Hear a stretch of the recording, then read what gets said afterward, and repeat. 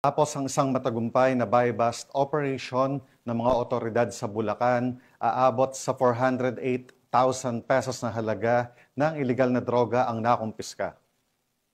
Bunga ito ng tuloy-tuloy na operasyon ng Philippine National Police kontra iligal na droga upang masiguro ang kaligtasan ng bawat mamamayan sa banta ng pinagbabawal na gamot.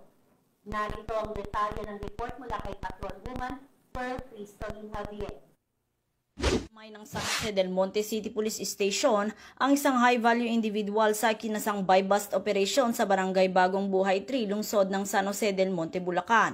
Kinilala ni Police Lieutenant Colonel Rayson M. Bagain, Chief of Police ng naturang istasyon, ang suspect na si alias James, 24 anyos at residente ng nasabing lugar. Na-recover mula sa suspect ang 12 pieces heat-sealed transparent plastic sachet na hinihinalang shabu na may timbang na 60 grams at tinatayang nagkakahalaga ng 408,000 pesos, isang caliber 45 arms core, isang magazine, 2 live ammunition at 1,000 peso bill bilang buy-bust money.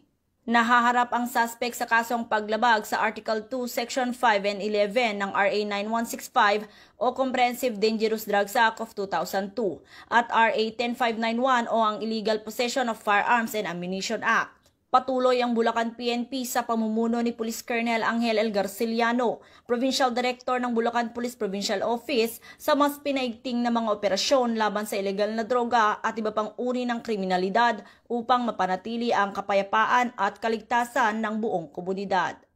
Mula dito sa Bulacan Police Provincial Office, ako ang inyong PNN Correspondent, Patrolwoman Pearl Crystalline Javier, alagad ng batas, tagataguyod ng Balitang Pulis.